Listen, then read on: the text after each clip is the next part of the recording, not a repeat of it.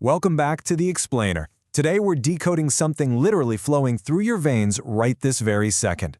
We are going to explore the absolutely fascinating physiology behind your blood and uncover the strict, kind of incredible biological rules that dictate how transfusions actually work. So, let me ask you something. Do you know your blood type? And maybe more importantly, do you know what it actually means for your body? It's one of those basic medical details we're all supposed to know, but, well, very few of us really understand the mechanics behind it. Today, we're going to demystify exactly how your own biology works. Okay, let's dive into this. Here's our roadmap for understanding blood compatibility. First up, immune basics. Second, the ABO blood group. Then we hit number 3, the danger of transfusions. Fourth, we'll explain the Rh factor. And finally, number 5, universal donors and recipients. Number 1.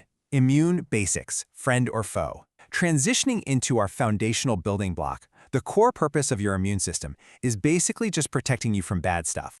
Before we can really dig into blood types, we've got to understand how your body actually identifies a threat. When something foreign enters your system, your body looks for antigens. So what's an antigen? It's simply a substance that the body recognizes as foreign, which triggers an immune response. And your own red blood cells, they're covered in a whole bunch of these identifying name tags. For blood types, these name tags are specifically grouped into the ABO system and the Rh system. Now, what happens when an unrecognizable name tag enters the system? Well, your white blood cells start producing antibodies. You can think of antibodies as your body's cellular bouncers. When specific white blood cells detect a foreign antigen, a name tag that definitely doesn't belong, they deploy these bouncers to attack and hopefully get rid of the invader. So keep these two ideas in your back pocket. Antigens are the name tags, and antibodies are the bouncers. Moving forward to Section 2, the ABO blood group. Let's see how the presence or absence of specific antigens dictates our options. Now, what's really interesting about this is how the grouping system is entirely dictated by those cellular name tags. A person with type A blood has type A antigens on their red blood cells. Type B has type B antigens. Type AB, well, as you probably guessed, has both. But type O blood is totally unique. It has neither. Actually, you can think about O as a 0 because it has absolutely 0 A or B antigens on the surface of its cells. Section 3. The danger of transfusions. High-stakes biology. Let's shift gears and look at the serious biological conflict that happens when these rules are broken. Because of this simple difference in name tags, before we knew about blood types, getting a blood transfusion was literally like playing Russian roulette. Historically, doctors had absolutely no idea why transfusions randomly saved lives or killed a patient almost instantly. It was a terrifying reality. Imagine that coin toss. Let's look at exactly why that happens. It all comes down to the antibody counterattack. Remember those cellular bouncers we talked about? If you have type A blood, your immune system knows exactly what the A name tag looks like. It belongs there, but it considers B name tags to be foreign invaders. Because of this, someone with type A blood naturally has anti-B antibodies, and conversely, a person with type B blood has anti-A antibodies. So, if a type A person gets a transfusion of type B blood, their immune system immediately recognizes those B antigens as foreign and goes on the attack. This triggers a truly terrifying microscopic chain reaction. First, Y-shaped antibodies deploy and attach themselves to multiple foreign red blood cells. Because of their unique shape, they physically bind the cells together in a process called agglutination. These clumps basically act like microscopic traffic jams, completely blocking blood vessels.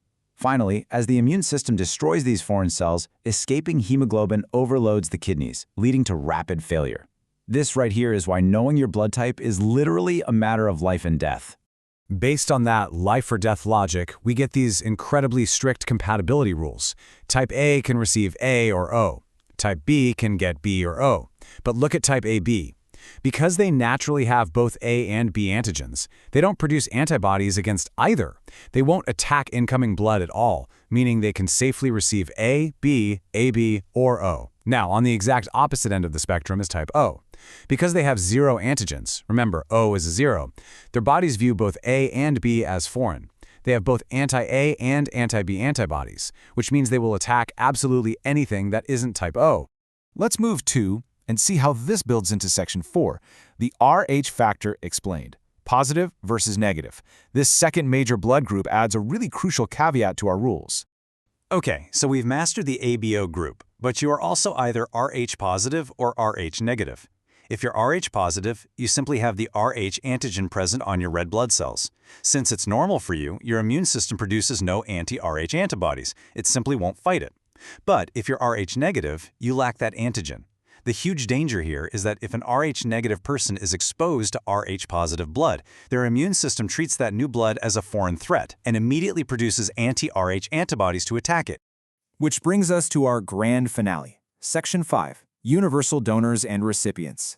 So the crucial point is, when we combine the strict rules of the ABO system with the Rh system, we discover the ultimate heroes of the blood supply chain. The universal recipient is AB positive. Why? Well, they have the A antigen, the B antigen, and the Rh antigen.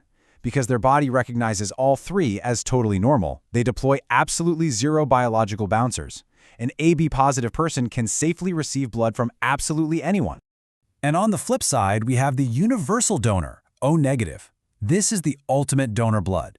Remember how type O acts as a biological zero? Well, O negative means they have no A antigen, no B antigen, and no Rh antigen. There are completely zero name tags on these red blood cells. Because there's literally nothing for a recipient's immune system to recognize as foreign, O negative blood can be given to anyone, anywhere without triggering an antibody attack. Which leaves us with one final vital question. Do you know your exact blood type? And are you the universal hero that someone out there might desperately need?